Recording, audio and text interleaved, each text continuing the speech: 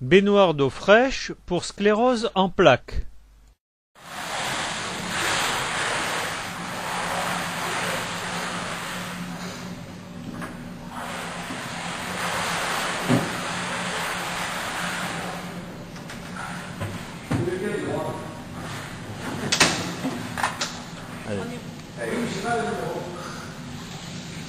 Donc de l'eau 100% froide.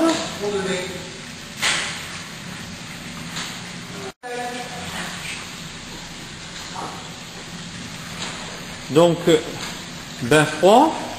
Qu'est-ce que ça vous donne comme après le bain froid? Vous êtes mieux, vous êtes moins bien, vous êtes comment après le bain froid? Je suis bien. Ça dépend. Plus détendu. Oui. Et vous avez l'impression que vous marchez mieux après? Oui. Donc, vous allez pouvoir le faire chez vous? Vous avez une baignoire qui est équivalente à celle-là? Je vais continuer chez moi. Donc, rien qu'en mettant de l'eau froide, c'est pas la peine forcément de mettre des glaçons, donc ça vous permettra de faire à peu près l'équivalent. Alors, le secret, c'est qu'il faut rester quand même, vous avez vu combien de temps vous restez? 20 minutes. Et si vous ne mettez pas de glaçons, vous pouvez rester jusqu'à une demi-heure sans problème. Hein. Donc, mais un minimum de 20 minutes. Et l'idéal, comme ce sera peut-être moins froid qu'ici où on vous met des glaçons, c'est de rester une demi-heure chez vous avec de l'eau, simplement l'eau froide du robinet. Donc, l'eau va monter jusqu'à la taille, c'est ça? Oui, jusque-là. Jusque-là. Donc, le bassin, vous prenez le bassin. Quoi. Voilà. Et les membres inférieurs. Et ça suffit pour vous donner cette sensation qui dure. Alors ça dure combien de temps là, une bonne sensation après le... Bonne sensation. Enfin, vous sentiez 1 heure, 2 heures? 1 heure? 1 heure, 1 heure et demie. D'accord. Donc ce qui fait que chez vous, vous pourrez éventuellement en faire un le matin et si ça vous intéresse, un le soir aussi. Oui, donc ça c'est possible d'en faire 2 par jour si avant une activité auquel vous tenez. Par exemple, si vous devez faire des courses ou quelque chose de fatigant, ben, vous le faites un peu avant et ça pourra avoir une action. À partir du moment où les jambes sont bien dans l'eau, le bassin commence à être bien dans l'eau, elle peut arrêter. Hein. Pour cette dame, c'est suffisant. C'est ce qui vous donne un bon résultat.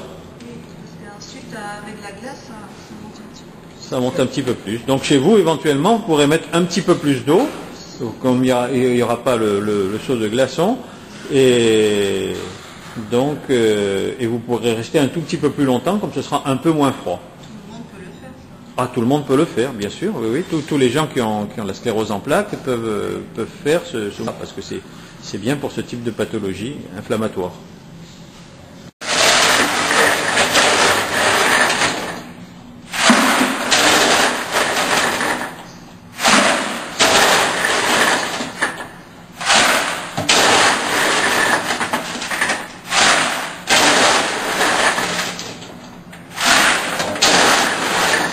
Donc ici en plus on rajoute donc des glaçons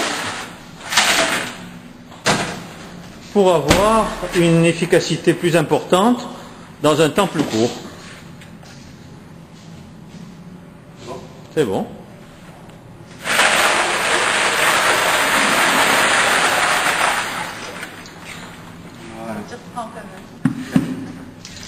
Voilà, donc ici en plus elle le fait avec les glaçons.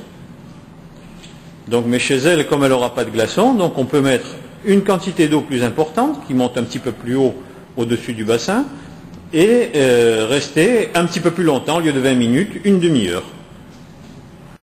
Ainsi, elle pourra faire cette cryothérapie à domicile. Vous avez l'intention de le faire, alors donc? Ah oui, tout à fait. Vous en avez vu les bienfaits, ici, c'est net? C'est génial. Voilà, c'est supportable, hein, la glace. Et vous ne connaissiez pas? Pas du tout. Non. On vous en avait jamais parlé. Voilà. Oui, il y a un monsieur qui s'appelle Coy qui a fait tout un tas d'études et qui a trouvé que ça avait des effets non seulement sur la spasticité, mais aussi sur la fatigue. Vous vous sentez moins fatigué après ça, vous? Ah oui, complètement. Et voire même sur l'acuité visuelle, quelquefois.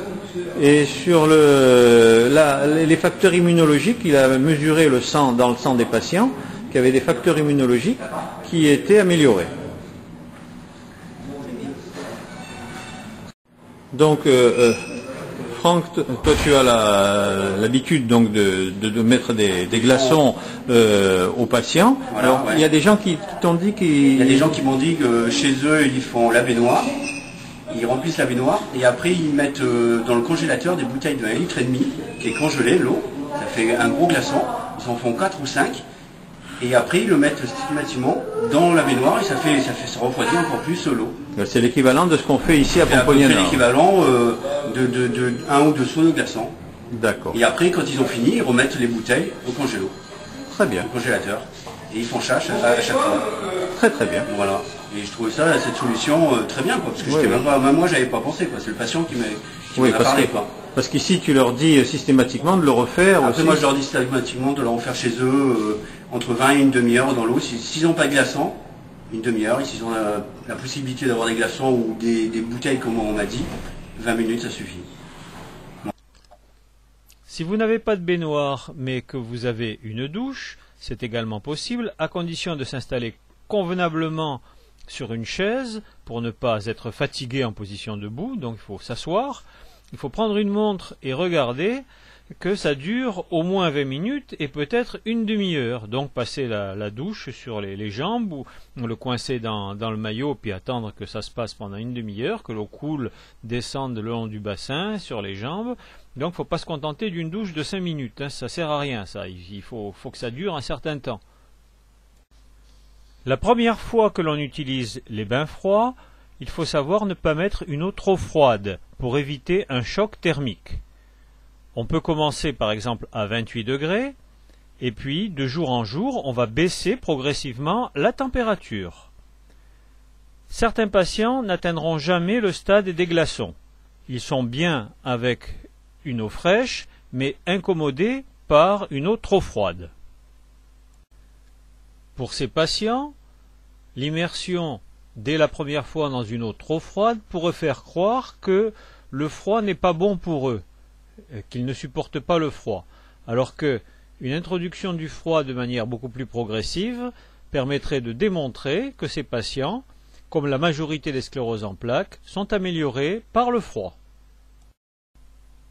Les patients améliorés par le froid doivent se méfier de la chaleur qui aggrave leurs symptômes.